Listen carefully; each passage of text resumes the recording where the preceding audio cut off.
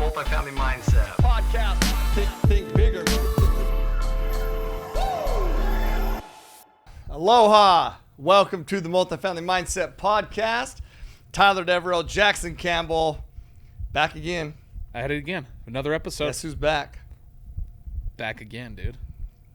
Tyler and Jackson. We're back. It's us. Tell a friend. Good guess. Seriously though, tell a friend if you would. Yeah. It'd be very appreciated if you would just tell a friend about the podcast and share it with them. And, make sure that they listen. Make sure that they also share a friend. Yeah, there you go. Share a friend, tell a friend. Tell a friend and share a friend. Yeah. Well, Yeah. I mean, share a friend. If you have some friends that are bitching, share them too. That's actually come on. Dude, look at that. That wasn't even planned. No, dude, that's how you just let it flow into the topic for today is actually the importance of starting or how to. Or attending. Or attending or the importance of masterminds. Yeah, sharing meetups, friends. Sharing friends, sharing relationships, sharing people. And creating new ones. And creating new ones. I love it. It's important. Okay, I hope you found some value from the episode. Go rate, review, and once again, share. Also come to our Peak Partnership. Which is a meetup mastermind event. Yeah, it's the best one of the year, and you should definitely come. The link is in the description to buy the tickets. Definitely come to Peak Partnership. 110. But let's dive in, dude. The importance of these meetups and these masterminds and why everybody holds them. Let's dive into it, dude, because I think there's a lot to unpack here.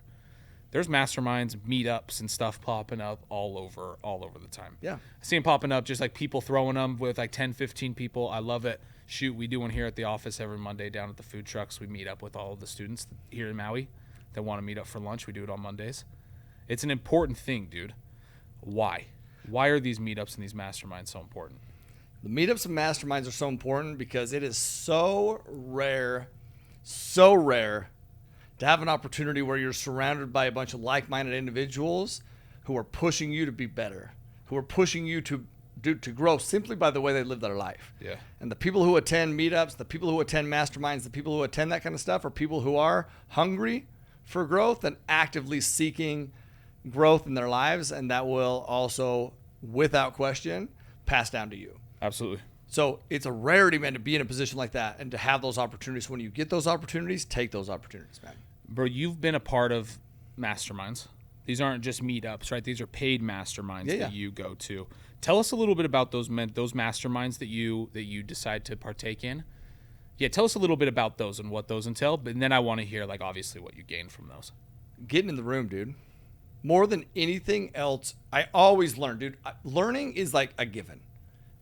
Unless you're just not paying attention. Yeah. Learning's a given. But it's getting in the room, bro. It's getting in the room. See, at every level, I want to be motivated to reach the new level. And at every level, period.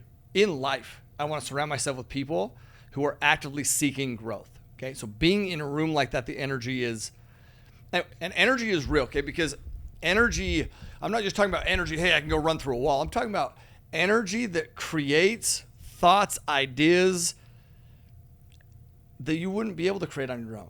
Yeah. See, I literally believe that it's a principle. Napoleon Hill talks about masterminds and Napoleon Hill is that every other self-development book is a spin-off of Napoleon Hill's books. Mm-hmm. Like, I love, his books are amazing.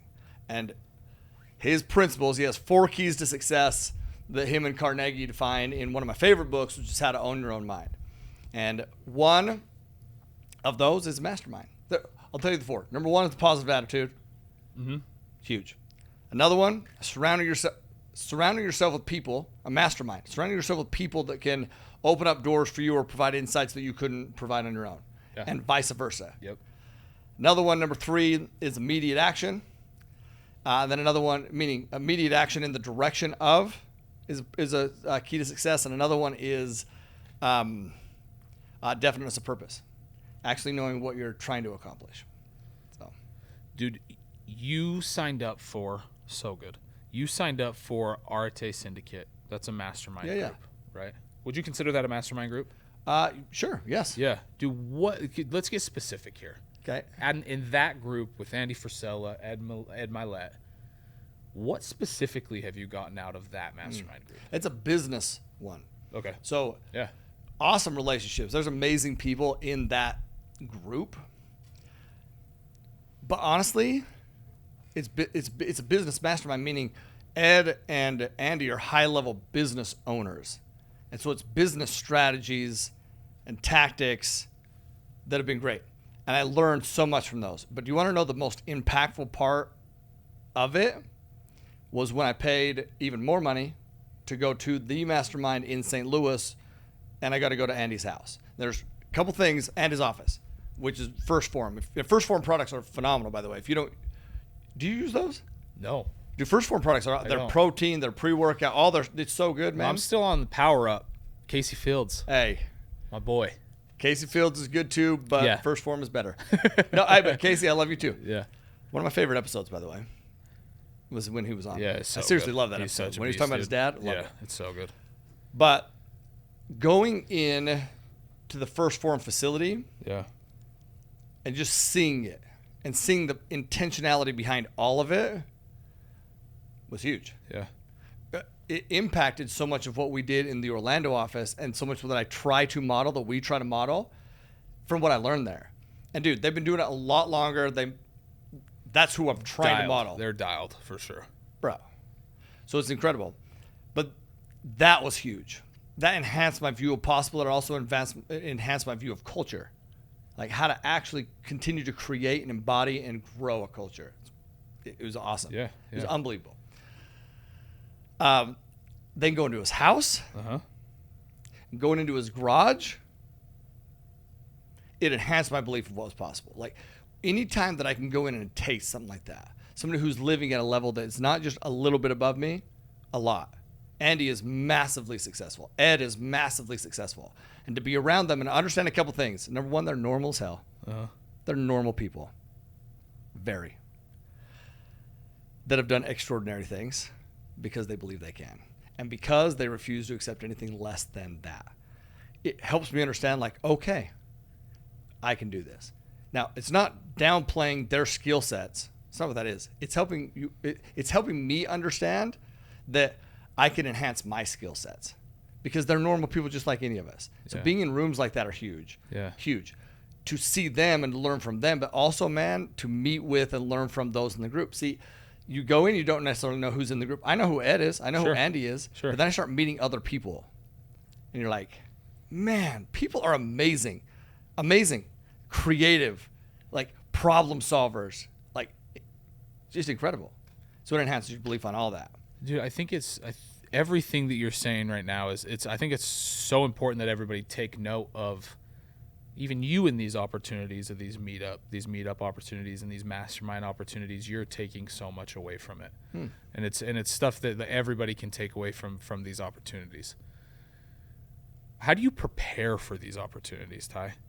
Because you are very much in front of the room a lot of the time. You're very much in front of the room. You have very much a, you know what I mean, you're the CEO and co-founder of Multifamily Mindset and Multifamily Capital Partners, and there's a lot that comes with that, and you're in the front of the room leading the tour most of the time, teaching people and doing all that. How do you prepare yourself mentally, spiritually to be just to be able to receive those things in those moments and almost shift seats over to the learner rather than the teacher? So this is something that I've learned the hard way because nobody told me and taught me how to go into those rooms. Yeah. I've just had to try to figure shit out when I go in those rooms. And it is a weird thing, dude. It is a weird thing. It was not hard. It was easier for me in the beginning stages, meaning I didn't have this identity that now felt like I was switching things, right? Because like, once again, to your point, for example, the one that I went to in St. Louis, that was right after peak as an example. And so I'm like we go to peak and it's like, that's my event, our event. It's like, and then it's the reverse where I'm at someone else's event. Yeah. It was a weirder dynamic. It's like, I loved being the learner seat though. Sure. So this is what I'm saying when I'll tell you that but you really have to shift identities there, dude. Like it's a completely different mindset. You have to go into things, right? But that's what I want to hone in on. Because Okay. I'll tell you the mistake I made. Yeah. I like to be the learner. And I'm a learner no matter what. Like I literally love learning. But that is the seat that I'm more familiar with because dude, I've been in that seat longer. Yeah. You know. So what ended up happening is when I went into some of those events, and what has happened for me when I went into those events, and like when I go into one of our events, it's like I know who I am. Let's go. Yeah. I know that I know my role, right? And then what I've done is I've lessened my identity going in there. And you know what happens when you lessen your identity? And I'm not saying that being in the audience makes you a lesser identity. I'm telling you that I lessened my identity. Right. Not because I'm in the audience, but because I lessened my identity. You did that. I did that. Not the opportunity. Not where you were sitting in the crowd. You did that. Yeah, I did that. Yeah. That's ownership, though. We'll get on you for noticing but I that, did. dude. Yeah. And I have. And do you know why? It's because I want to go in there and learn it. And in my mind, I'm talking to myself. I'm like, well, I don't want to be prideful. I want to learn. These guys they've done more that I want to. But you can do that while maintaining your identity. Dude, so good. That's what's important. So good. And what's so crazy is, I'm not shitting you, bro. The last call that I had with Ed, which is, we didn't plan any of this. We don't even know. None of this we planned. Yeah. But the last call I had with Ed, he was talking about, I can tell when somebody walks in the room. I can tell like that person has it. And I can relate to that because I feel like I can tell the same thing. Yeah. But do you know how you can tell if somebody has it? If they're living up to their identity. If they are being who they are. Yeah. And they're not downplaying themselves. So immediately I'm like, frickin' hey, dude, I know. And what's crazy is Ed spoke at Peak Partnership. So Ed sees me in this light at Peak as the one running the show. And then I'm at his event and he sees me lessen my identity. I know he did because he's a great read of energy. And I can only imagine what he's thought of then. Sure. But hindsight, me looking back, I'll tell you that helps me understand how to maximize him in the future. Yeah. So, dude, what would you have done different in that situation? Every time I met Ed, saw Ed there. I remember you telling me this. Yeah. Hey, man, Tyler Deveraux. And he'd be like, yeah, I know. I would see him a little bit later. Hey, man, hey, what's up, man? Hey, Tyler Deveraux. Yeah, no, I know, bro. I thought he was being nice, right? And he is. Ed's super nice. But he did know. What the issue was is I didn't believe that he would remember. Right. Right? Right. So what was your question leading into that? How do you prepare yourself to kind of shift those seats to be a learner? To go in, still with being learning, but to go in and be like, yeah, you don't know my name? You should know my name. Yeah. Yeah. You don't know who I am? This is my name. Yeah. And then when I tell you, knowing that I'm telling you with such confidence that you're going to remember me. Yeah. And if you don't, I'm not offended. Yeah, that's okay. I'll tell you again. Yeah. But I'm also having the confidence that you're going to know who I am. Right. You're going to want to be friends. See, Right. my mindset was, God, I hope Hope he remembers me. yeah. Yeah. I hope I come off good. Yeah. I'm telling you, man, I battle the same shit that you battle. And you know what? They do too. It's funny. You worry that you're going to come off good. You worry this, you worry that. But indeed, like, in retrospect, you coming off good is just you being you and knowing who you are. Yeah. Like when I imagine when Ed says I can see somebody who has it, and when you say that, I imagine that means I can see somebody who knows what they want. I don't know. I don't know. Yes. I don't know what it is what they want, but I know that they know what they want, and they believe they can get it. And they believe that they can get it. Bro. What you just said is huge, because that is what it is. Because I'll tell you, and this is just a fact. This is just a fact. This is truth, dude. When you go in there, this is like this learning lesson for me, right? When you go in there, see, I think a lot of us go in and it's like, okay, I'm going to, however the people, we'll just call them people, view me. Is how I react. That's not how it is. No. You go in and you determine how you want to be viewed and they react. Exactly. You determine how you want to be viewed and they react. Meaning you actually believe, they don't expect you to have it. They expect you to know that you can get it. Dude, that's so good. Say that one more time. They don't expect you to have it. They expect you to know and believe that you can get it. Yeah, dude, so good. Right? Yeah. That's what will set you apart. So do you go in there and do you cower like I have? Or do you elevate like you should? Right. And I should. Dude, it's so good. I think that's like one of the biggest takeaways thus far from this episode is exactly that. before you go to these meetup opportunities, a way to maximize these meetup opportunities, these masterminds, is know what it is that you bring to the table there. Yeah. And knowing what it is that you want to get from there. Dude, so it's so good. It's so good. Anything else you want to add along that opportunity that you had there, and that like what you learned from that? To just understand that you're going to hear this, you're going to learn this, you're going to take notes on this, and then you're going to go execute at a lower level than you should on this. Fact. You're going to go there and you're going to walk away. And if you are self-aware, you'll walk away and you will realize things that you missed out on, opportunities you didn't maximize, things you should have done different. And if you don't recognize those things, that's the problem. Yeah. Right? Yeah. So understanding understanding what you could do better, that doesn't diminish you. That actually is what will elevate you. Yeah. Right? Dude, so good. Even when it was a good experience, even when you could even mark it up as a win. Yeah. Right? This meetup opportunity went good. Dude, Brandy Somers yesterday on the Mindset Monthly call, he gave a really good example of even after you win, you got to go back and see what meat was left on the bone.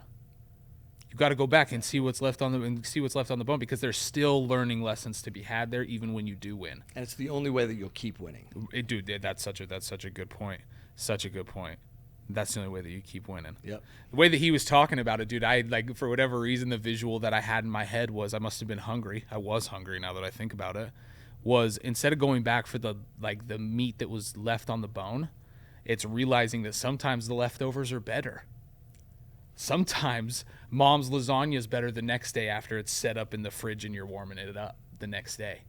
Even though you won the night before and you ate it, you got all the goodness from it the night before. Going back for that, a lot of the times is going to be better. Because most people don't. They don't. They mark it up as a win and they move on. They move on, bro. You go back and get the leftovers. They move on, dude. I just got a message from. I love this. I'm just gonna read it to you. Okay. Is that okay? Yeah, I'd love to hear it. Because I loved it, man. She said, I had actually missed the message. It got stuck somewhere. But her name's Cassidy, and Cassidy she'd come to my event in San Diego. Our event in San Diego. And so, Cassidy, if you're listening to this, shout out to you. Love this message. But this is what's powerful. The power is what's behind the message, okay? She says, thanks to the course these past few days. That took a tenor energy. Okay, transposing my notes today, and I can't believe how much information you provided us. You talked about integrity, and you only said the word integrity once all weekend, but I felt it the entire time. It's a value that we share, but it's value that we share. I'm neck deep in self-assigned tasks, but wanted to reach out. Like everyone else, you and yours are the team. You and yours are the team that I want to work with in the long run. I'm struggling to read. You're crushing. You're crushing. But she just essentially asked what else she could do. But the point was, she was taking time. This was on the day after the event. It's 3 days long. Those are some of the longest events that I've done that weekend. Yeah. And the next day, she's transposing her notes.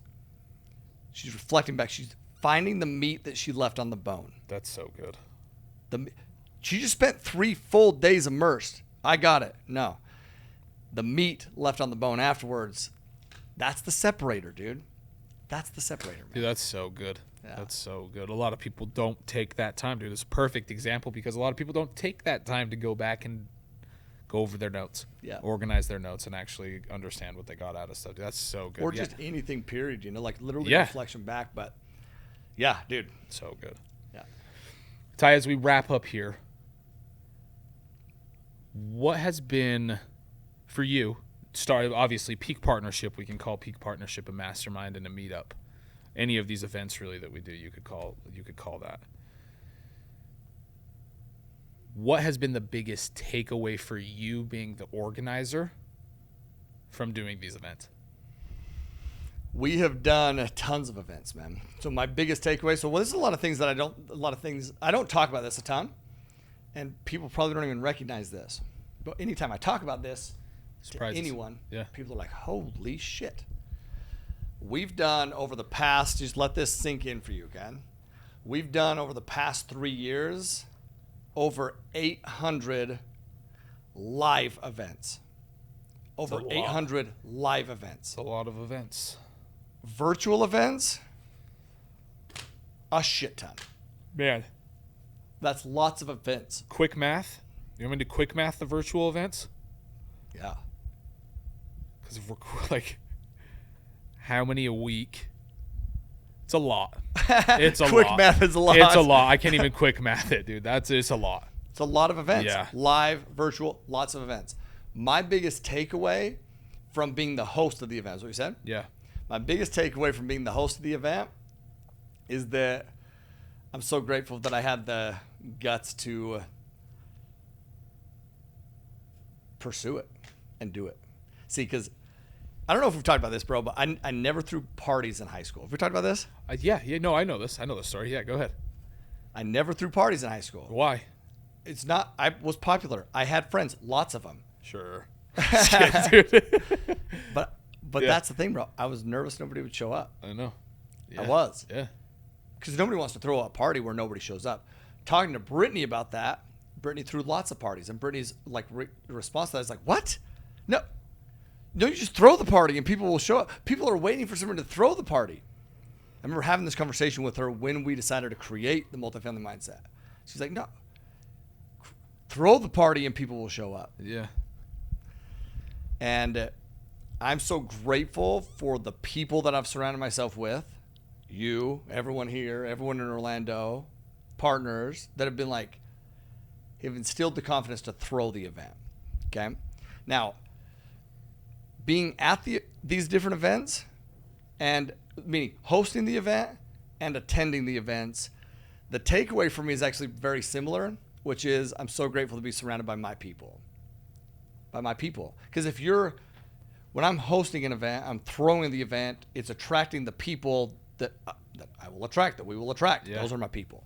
When I'm at an event, well, for the most part, it's probably going to be because I'm attracted to that and these other people are because they're similar. Right. Right.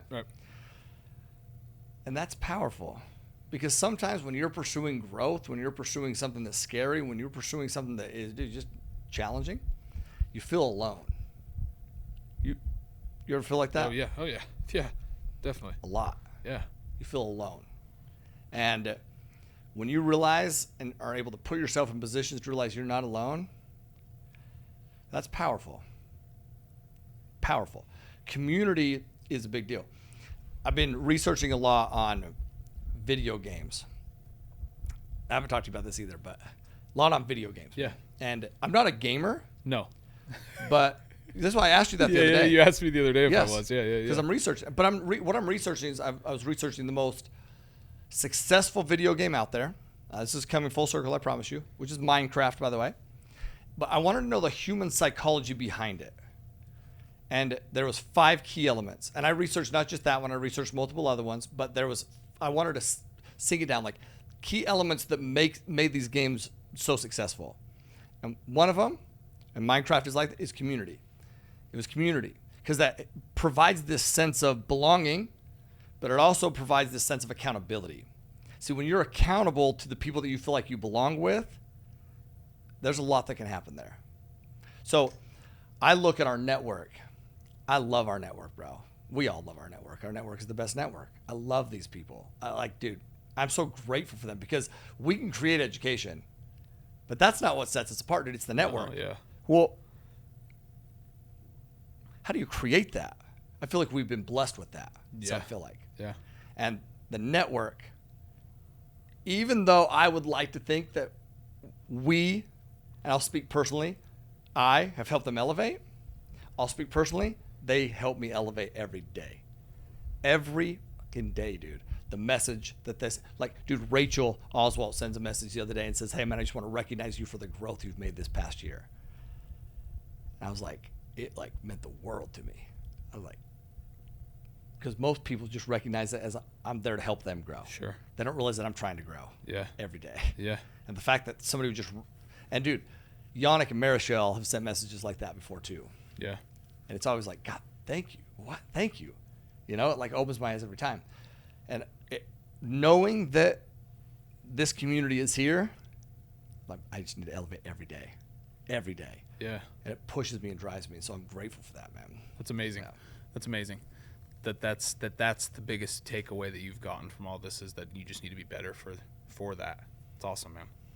So as we wrap up right now, how real quick, one last question. We do have a couple more minutes. How do you maintain these meetups? How do you maintain these groups, right? Like let's go from the attendee experience, because I think a lot of the people listening are going to be more of the attendee to go to these masterminds. How do you maintain that engagement and maintain that excitement post these meetups? Because those meetups, when you meet people at these masterminds, it's a lot of energy. Everybody's buzzing on the same vibration, so everybody's like, it's a lot of energy.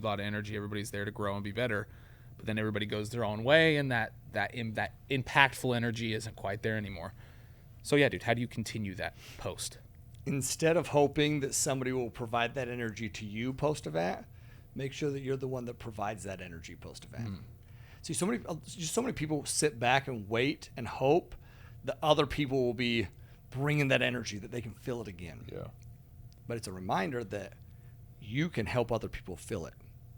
And I'll promise you, when you help other people feel it, Oh, you can't not. yeah, You can't not feel it. that's what I'm saying. Yeah. Period. Uh-huh. So how do you maintain it? First off, you're consistent with who you are. So be consistent. One of the quickest ways to eliminate trust and relationships is to not be consistent. Be consistent. And the other one is be aware of your energy that you bring to the table. Be aware of it and be willing to share it all the time. All the time. Share it. Be the source of energy instead of just the recipient of. Right? So good. Ty, so good. Let's wrap up with a Hawaiian value today. This is a really I'm really excited for this one. Go ahead. Because my question to you is what do you do there? Because you crush at those events, dude. What do you do? What's your approach? What's your thought? When I go to meetups, when I go to masterminds, I take that time. I really do. It might be a different approach than kind of what we're talking about today, but I call it the Mother Teresa approach. And my objective is to leave everybody better than I met them. Leave everybody better than I had a contact. Whether that's a quick conversation, whether that's they're in search of something that I can provide for them, or not. Maybe it's somebody else can provide it for them. The Mother Teresa approach, leaving them in a better position than they were when we started talking. Or not. First off, I love this. I never know that you call it that. Yeah, I love that. That's Mother Teresa's big thing, right? Like you always left everybody better than they were when she first came in contact with them. That was her big thing. What's cool though is you said or not. Something that I can connect them with, help them with, or not. Because I've never thought of it that way. If I'm talking to somebody and I know that, I just know, I'm not going to be of value to them. Yeah. They're not going to be of value to me. Whatever. It's the most valuable thing you can do is let them go talk to different people. Yeah. Cut it off or refer them over. Yeah. Refer them over. That's what I mean by or not. Oh, shoot. I'm not sure I can answer that question for you, but let's go grab so-and-so who can. That's so good, They dude. may have a connect for you. That's so good. You want to know why I love going to events with you, Strat, Nico, the Hawaiian office? It's because, dude, you guys elevate me the whole time. Yeah. Thanks, dude. You leave me in a better place. Likewise. I mean, I think we all do it for each other for sure. But and I definitely hope so, but because it comes full circle though. Yeah. Right? Like that's what it is. It's not a competition. There's no competition. It's like, dude, when you go refer somebody over, being a connector is one of the most valuable things you can do. Yeah. Period. Yeah. That's what I learned from Rory Vaden. Going to Rory Vaden's event, that mastermind that I did with him, my biggest takeaway, literally, you asked the biggest takeaway from that event, he has this thing called a relationship matrix. And he showed this whole spreadsheet of ways he can connect people and then people that he would like to connect. And then it's a matrix where he combines like, okay, I'm going to connect them to these people here with this opportunity. And he is intentional with anybody that's on this list, that he intentionally puts these people on this list. He wants to make sure that he connects them in as many ways as possible. And he literally tracks it. and how he's connected them. Do you want to know how we got connected to David Goggins for Peak? Rory Vaden. Mm-hmm. Do you want to know how we got connected to Jamie Kern Lima? Rory Vaden. You want to know how we got connected to Jim Quick? Rory Vaden. He is a connector. He's the ultimate connector. And dude, I'm so grateful for him. Yeah. So grateful for him. And yeah, just grateful for him. Yeah. Bro, and but that's such a it's such a valuable way that you can give value at going to these meetups and going to these masterminds. It's such a great way to maintain that. When you do that for somebody, when you have that in mind, like how am I going to serve this person? How am I going to leave them in a better spot? It's, for me, I can't speak for everybody. It makes it a lot easier for me to remember them. Yeah. Because I'm having an actual conversation with them. And it's a present, honest, authentic conversation. We talked about that last episode, right? It's just being there with them right then. It's much easier to like have that be a mark on your soul. Yeah. From those in That's those a situations. great point. Yeah. I've never thought of it like that either, dude. Yeah. I've never thought of it like that. But when you do that, it's a lot easier to follow up. Yeah. Hey, I couldn't provide that. It's just a lot easier for sure. Yeah. For sure. Okay, the Hawaiian value, bro. Go ahead and pronounce it. Nope, this one's you. I did last week's. It's He Pili Wahena Ole. Ole sounds Spanish. I don't think that's right. It's correct. He Pili Wahena Ole. Woo. Got it. The meaning is a relationship that can't be undone. A relationship that can't be undone. Also found on my little girl Marley's first grade door that her teacher has on there. And a relationship that can't be undone. How do you create a relationship that can't be undone? Well, you don't go surface level. You go deep. Masterminds are meant for that. And how can you also build a relationship that can't be undone? Well, because you have those friends, right? You have those friends where you haven't seen them forever, and you could see them right now today, and you pick up right where you left off. Yeah. Johnny Welsh, one of my buddies, came to one of our events, him and his wife, and I hadn't seen him forever. For a long time, dude. He's one of my best buddies in high school. He's like, dude, one of my top, like literally 3 or 4 best buddies in high school. Yeah. And I hadn't seen him for a long time, dude.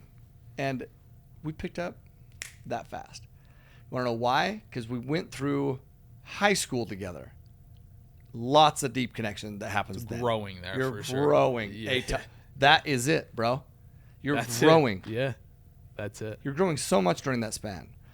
These people, I served a 2-year church mission, and I'm going this month. I don't know when this will drop. They probably don't listen to the podcast either, these dickheads. But we're surprising one of my buddies for his 40th birthday to go play golf. And we will pick up that fast. Why? Because we grew so much together. It's growth. And when you're in the room with people where you share this sense of belonging, your people that you're growing together, you'll never forget those relationships. Nope. So good, dude. So looking at those mentorship and meetup opportunities as opportunities to grow with others. Yeah. Life's about connection. Yeah, and that's like the easiest, most meaningful way to connect with somebody is to grow with them. Yeah. Help them, help you, whatever it is, grow with them. So good, man. Yeah. I believe that life is literally all about human connection. Like, that's what it's about. Yeah. And do you know how you connect with people? You overcome challenges together. You grow together. That's synonymous with growth, right? And then fulfillment's found 2 ways, growing and giving. So you grow so you're in a better position to give, right? Yeah. And that's what you should be doing at any of these meetups you go to, growing and giving. So good. So go and do those things. And listen, man, speaking of giving, if you found value here from this episode, go give, go share. And man, tag us in it so we can see them. I want to see them. We want to know. And leave us a review, man. Leave us a comment on Apple Podcasts, on YouTube, if you're watching it on YouTube, wherever. If you're watching on YouTube, how many fingers am I holding up? Maybe I'll send you a gift. Hey, cut that one In out. the I comments. flipped the bird to the camera, but cut that one out and do Jackson's piece. Well, now they know how many if they're listening, Tyler. The idea is to get them to go to the Shit. Cut that part out and then put Jackson. Hold up how many fingers? new number. Okay. Comment. How many fingers was I holding up? And then always, damn it, always, live always with aloha. Peace. Multifamily Mindset. Podcast. Think bigger.